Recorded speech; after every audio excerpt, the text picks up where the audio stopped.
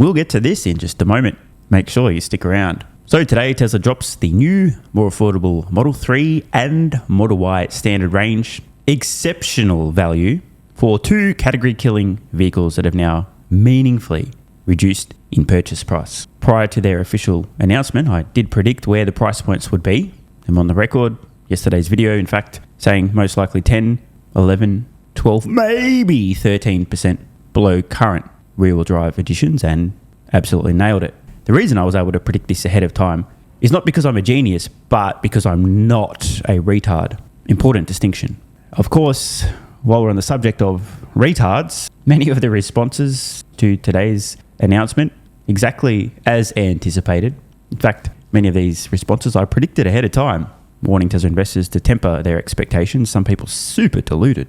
So I wanted to take a moment to address some of the, I'll just be honest, relatively low IQ commentary around Tesla's new, much more affordable Model 3 and Model Y standard range. On screen now, we have a picture of the world according to many low IQ individuals who happen to live in the United States, which is the only country on the planet, obviously. This is where 100% of Tesla's sales occur globally, in the United States, which is the only country on the planet. You can forget the Shanghai factory, that doesn't exist. No other country exists, it's just the United States. Are we clear? Just the US. That's where all of Tesla sales occur today. Berlin Gigafactory? What Berlin Gigafactory, bro? Doesn't exist. Recently, the EV tax credit, which many but not all consumers purchasing Tesla vehicles in the US, which is the only country on the earth, as we've said, that has recently disappeared. So the tax credit available to many but not all consumers who were previously buying Tesla vehicles on the only country on the entire planet, the United States, is now gone. Just as this happens, Tesla releases new, more affordable iterations of both the 3 and Y. Two category-killing vehicles, the Y itself, already the world's best-selling vehicle, but obviously, as we know, the world only includes just this one country. Just making sure I drove that point home. This is the whole planet, just the United States. So when I describe Tesla's Model Y as the world's best-selling vehicle, I'm obviously only referring to sales occurring on the only country on the planet, the United States. Therefore, the EV tax credit going away in this country affects every Tesla vehicle purchaser on the entire planet. So some of the people who've been responding to the announcement of the more affordable Tesla vehicles have said, the Model Y and the Model 3 were cheaper last week. And obviously, this is true. If you take advantage of the EV tax credit, which, doesn't exist anymore.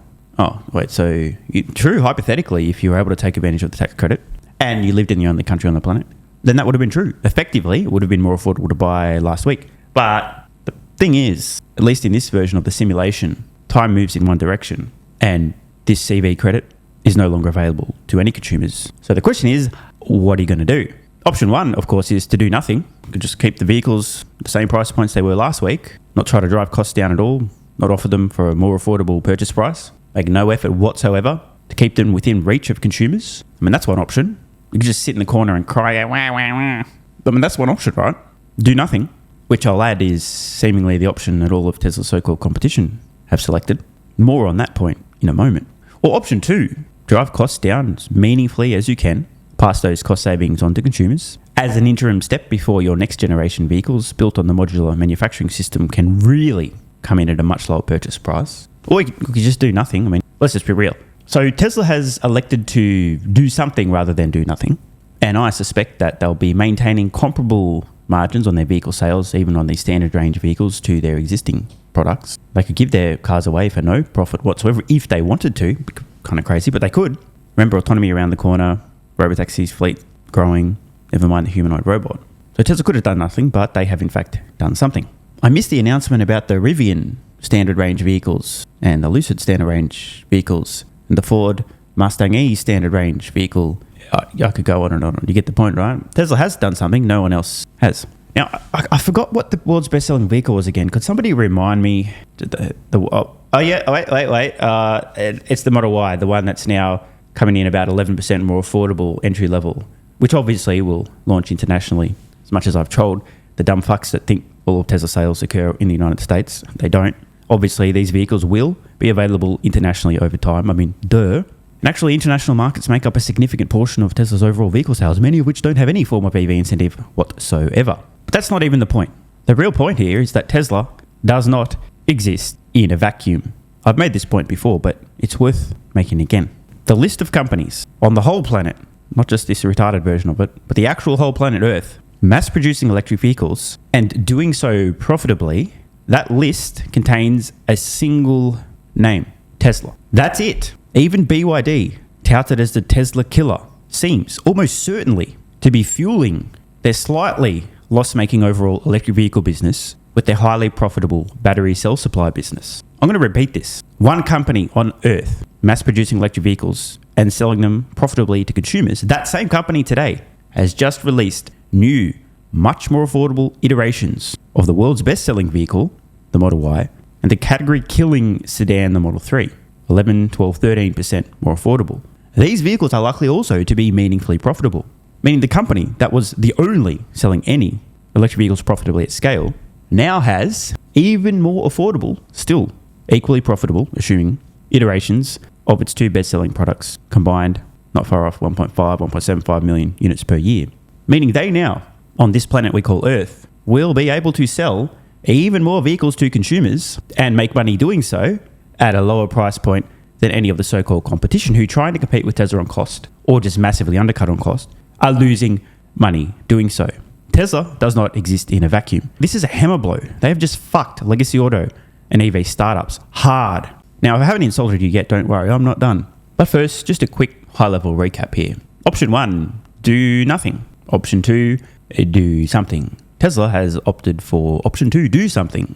Their so-called competition, tumbleweeds. Point number 2, believe it or not, the US is not, in fact, the entire planet Earth. In fact, it doesn't even represent half of Tesla's sales. Not even close. Remember, they got factories on 3 continents. The US, Europe, they're in China as well. And then, of course, they're the only company profitably selling electric vehicles at scale on the whole fucking planet. Bitches. And now, they have new, profitable EVs, 11, 12, 13% more affordable than previous. Do you understand? We interrupt this program to bring you a very important announcement. We live in reality, not fantasy.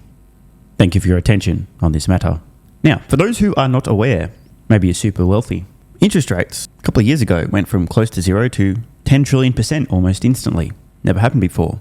Never. Such steep relative increases in interest rates. Interest rates affect things like, let's say here, financing objects that cost a lot of money, like, for example, a vehicle. Consumers who a few years ago would have qualified to finance a vehicle, a loan for purchase, today with rates where they are may not mechanically qualify. Computer says no, not enough income to service the loan. But in addition, there's a subset of consumers who in theory could actually still service a loan, but things feel a little bit tight, so they, you know what, not now. That equation can change now with these lower purchase prices. Not for everyone, but for a meaningful number of consumers. This actually matters. Some consumers now will be literally able to afford for the first time, and others who previously technically could have qualified for a loan but didn't really feel like they could, may now feel more comfortable. It's all upside for Tesla. And again, to be clear, in case anyone has forgotten, Tesla does in fact have a modular manufacturing system. They call it the unboxed manufacturing process. They unveiled a couple of years ago, nearing the final stages now, on which the dedicated Robotaxi, the Cybercab, will be developed. And that system will dramatically lower the cost to produce compelling electric vehicles at scale. And I mean dramatically. We're not talking 10%. We're talking 20, 25, 30, 30 plus, eventually 40, 45, maybe even 50% over time.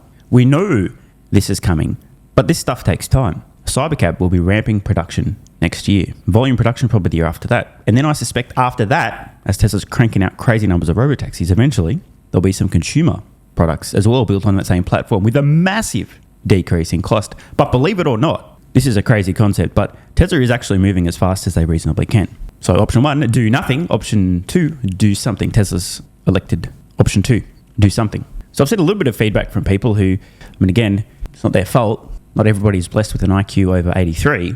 I told you I'd do my best to insult everybody before I was done. Have been saying things along the lines of, oh, it's not cheap enough. It should have been cheaper. To which I would say, well, of course. I mean, obviously cheap is better, man. Imagine if Tesla could produce these things for like 50 cents a pop, sell them for $1, make 50% profit margin. That'd be great, wouldn't it? But we live in reality. And in reality, Tesla is moving as fast as they can to drive costs down. They've been doing that since the company was founded. These things take time. And again, Tesla doesn't exist in a vacuum. If you'd like a little bit of a reference point, Tesla, still the only company on the whole list of companies making money selling electric vehicles at scale to consumers today. Hello. So to these people, I would respond, what do you want Tesla to do? Should they discover a magic button they can just instantly save 20, 30% off the cost of their vehicles? Like, are you retarded? Like, that's the actual question here. Are you actually retarded? Oh, you're not. You're just emotional.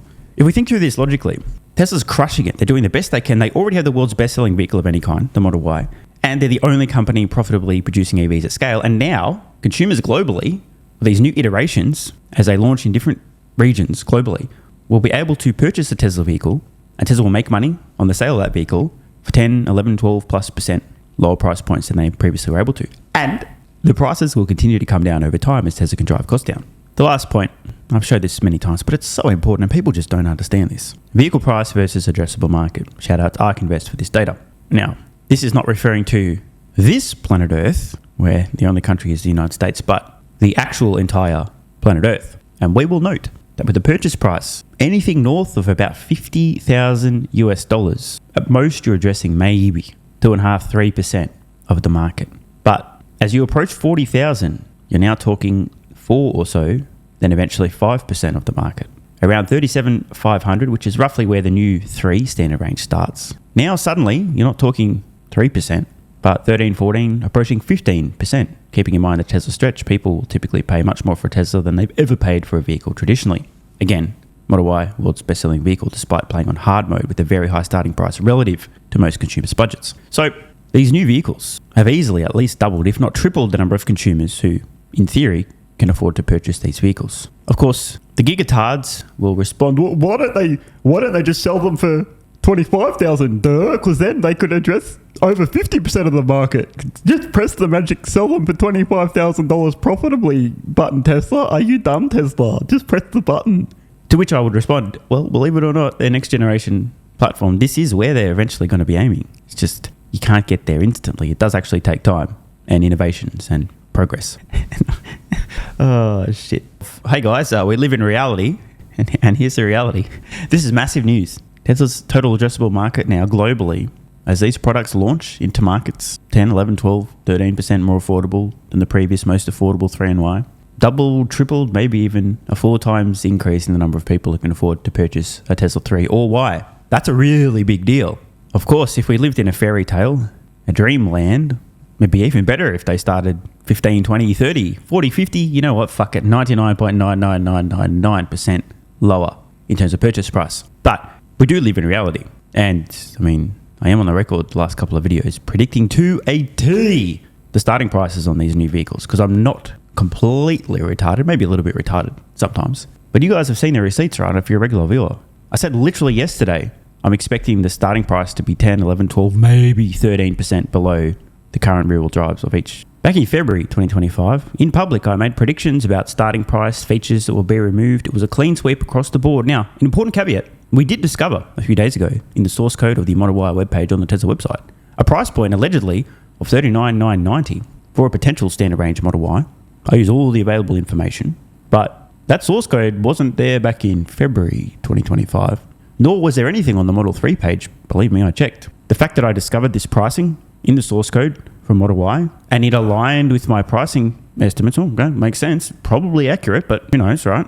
Nothing on the Model 3 site yet. Here we go. Still nailed it. How? Why? Because I live in reality, not fantasy. Obvious things are obvious. And that was my best assessment of what Tesla could realistically do in terms of driving costs down by pulling out some of the high-end features while maintaining comparable margins. Now, I do want to be clear, and again on the record, ultimately, as Tesla ramps these new, more affordable 3s and Ys, I expect they will continue to drive costs down and ultimately will be aiming for an interim price differential of at least 15%. It's not something that you're going to do on day one, nor is it somewhere they're going to stop at. They'll keep driving costs down. Make these as affordable as possible before production of the next-gen vehicles on the next-gen modular manufacturing system ramp. And that is the point where everything changes. If you, as a Tesla investor, are a little bit quite disappointed about the starting price on each of these vehicles, congratulations, you've just discovered that you do not live in reality. And while we're on the subject of reality, imagine waking up today and you happen to be, let's say, the CEO of Rivian, or Lucid, or Government Motors, or Ford, or any company on the planet trying to sell electric vehicles today, competing with Tesla on price and losing tens of thousands of dollars per electric vehicle sold. Somehow they got the world's best-selling vehicle. You don't. Somehow they're making money selling them. You aren't. And now you discover that consumers who are already clamoring to buy Tesla's Y and 3 can now get into those vehicles for 11, 12, 13% less than was the case previously. Option 1, do nothing. Option 2, reduce your starting prices by comparable amounts and lose thousands of additional dollars per vehicle sold trying to compete with Tesla on cost. That is the reality. Want more content? Early access? A bunch of perks? Click the links in the pinned comment. AG1 is awesome. I've been taking it daily now for more than 3 years. It's a great way to fill in nutritional gaps. It's packed full of vitamins, minerals, and whole food source nutrients, plus has prebiotics, probiotics, and adaptogens to improve gut health, regularity, and help your body handle stress. I'm always looking for an edge to help me feel and perform my best, which is why I haven't missed a day of AG1 for more than 3 years. Just try it and see how you feel. Click the link in the pinned comment or head to drinkag1.com/SMR and get yourself a free 1-year supply of vitamin D3 plus K2 and 5 travel packs.